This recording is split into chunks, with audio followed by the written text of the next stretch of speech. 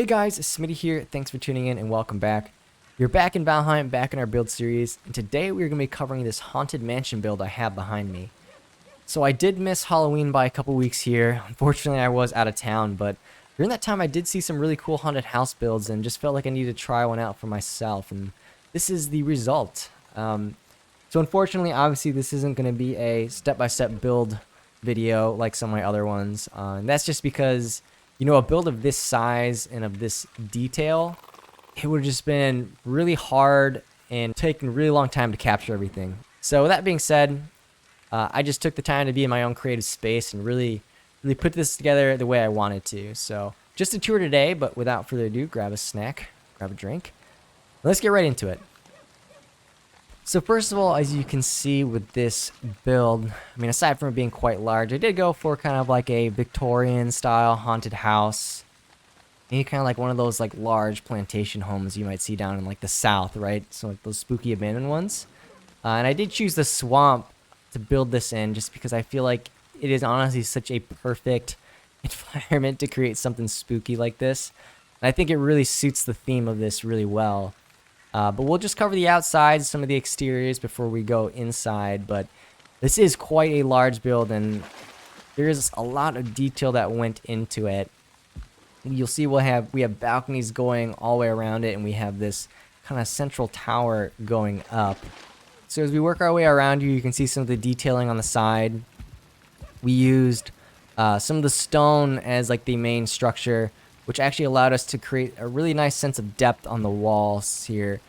And these windows, we went for a taller window look and then used these arches to kind of decorate it and just frame it nicely on the top here. And it's actually 2 layers, so as you can see, we have glass behind it, and then did a custom piece of like a wood wall here just to bring out another layer where we could put the iron fence in front. And I think that looks actually quite nice, quite ornate, I guess, for like a window design.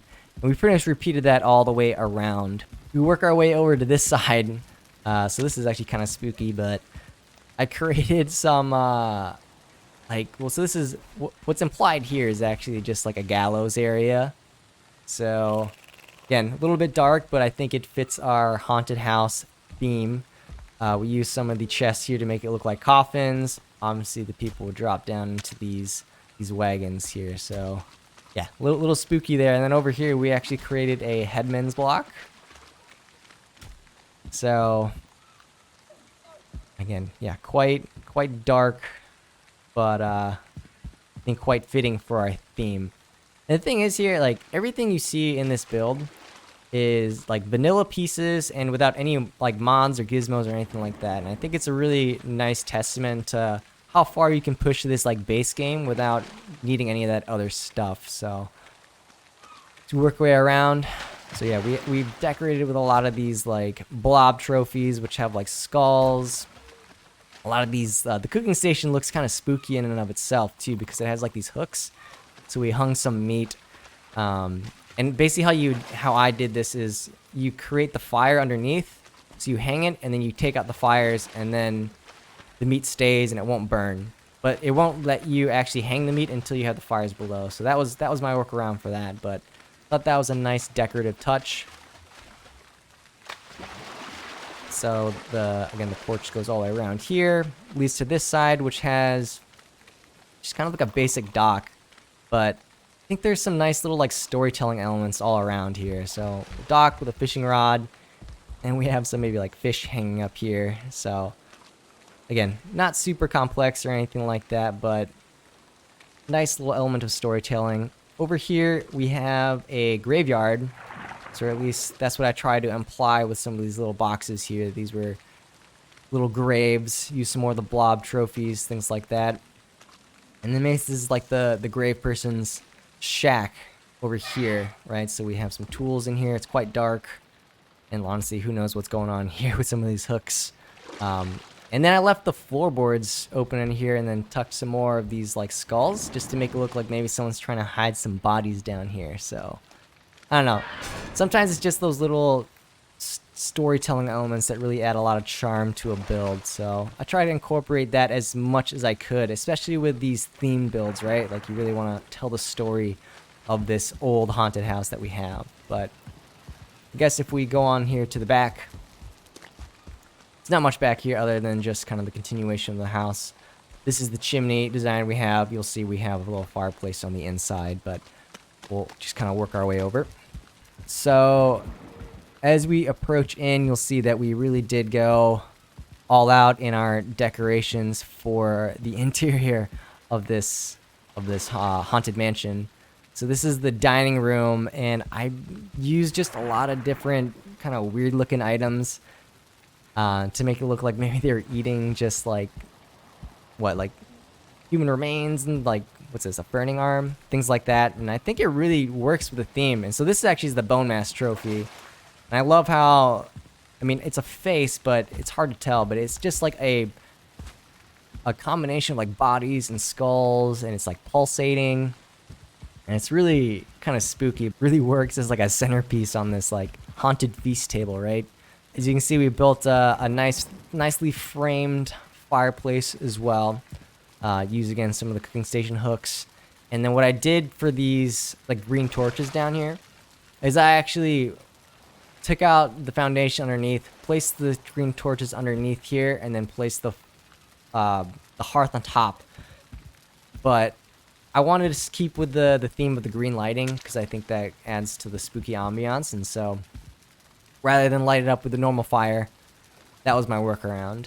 But I really love this room. I think it is quite unsettling with some like the different parts here. Just arms and bones and things like that. Really like it. We work our way over here. This is our haunted kitchen. So again, we used a lot of like the different pieces, different skulls, and like the potions to give it a really eerie feeling, right? So it really is just a kitchen, but sometimes just these little details just give you the context that, you know, something's not quite right? That it's like really spooky. And honestly, I love this detail, so I try to create a bit of like a cauldron here. And so what I did is I used the bath, like the hot tub, and then just kind of propped it up on a little like circular platform. And then I put a bone mass trophy in here just to make it look like we were boiling something. And then you can throw some wood in there, make it look like it light up, and maybe our cultivators, our stirrer. But I think it really actually kind of works as a cauldron. So a nice way to kind of think outside the box. And again, this was such a fun creative exercise here in terms of trying to sell this theme. So we got some leech trophies here. We got our meats hanging up, and you know, who knows what kind of meats these are, right? It's more skulls and things like that. We go over here actually, so this is kind of tucked away, but I figured, you know what, made like a little kind of like tucked away like torture area, I guess. So yeah, I guess it's kind of dark, but I feel like it is kind of spooky and it kind of works. So what I used is the I think this is like the stone cutter. Yeah, it's a stone cutter, and then I use some of the hooks. And when you place some of these items together, it almost gives it just like a different context when you're under the pretext of this being a haunted house. So yeah, just a spooky little area. Who knows what they're doing down here. And then yeah, we've used, as you can probably see, a lot of like the bone tower shields throughout, just because they're like the perfect decorative item for a haunted house. I think it looks really nice. As you work our way upstairs here, you'll see that we have more of like the like kind of quarters area.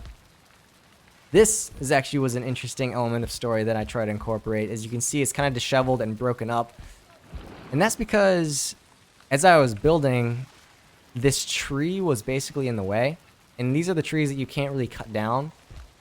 And so I was kind of like frustrated for a second because I was like, oh, shoot, like this is going to kind of make the build look weird if the tree is just like pushing into the build. But then I thought, you know what? We could totally incorporate this as a part of the story. So like maybe this house is super old, and as this tree has grown, it's kind of grown into the house and just broken it as it's pushed in. So that's why I try to create this kind of cluttered, broken room. It kind of leads to the upstairs as well. You can see that I try to make the floors look like they're kind of fractured and broken. And I think it's such a nice element of story here. And I just like the creative use of the environment and things like that. And yeah, I actually really like how this room turned out. As you can see, for some of the doors, what we used is like we used to use the door frame with the wood arches, but we used the dark wood gate, just like one half of it. And it's not perfect because the door is kind of shaped weird, but it does look nice, I think, just when it's closed like that. So that's why I went for that option. But we go into these areas, they're just rooms. They're just kind of spooky with some of the bones and some of the green lighting, things like that. We have a little dresser here with a wraith trophy and like pickaxe, but I thought it looked kind of like a scythe with some bones and things like that. So again, just trying to maintain the theme of the haunted mansion here. This is more of the same on this side. It's a dresser again. We do have a little kind of tucked away area with some chests. And actually this is so you'll see that this little back area kind of trails through and actually leads up to the attic here. So if we go on up,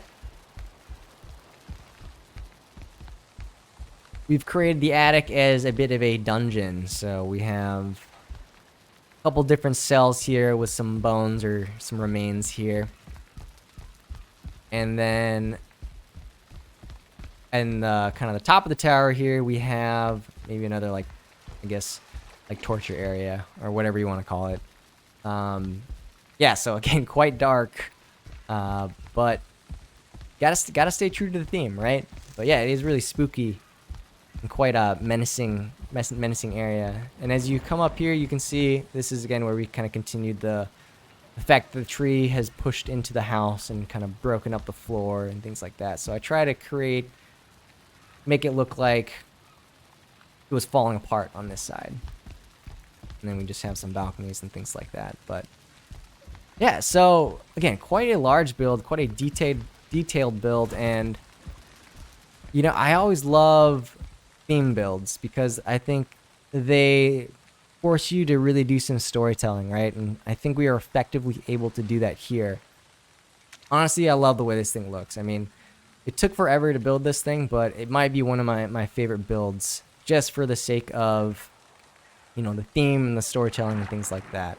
But there you go. So there's the haunted house. I think this is such a good example of how far you can actually push this game if you just think creatively and try to come up with solutions. And again, I love the theme of this. I love the different storytelling elements I try to incorporate, and really happy with how this turned out. But hopefully you guys enjoyed this video. If you did, please make sure you like and subscribe, and I will catch you in the next one. Thanks.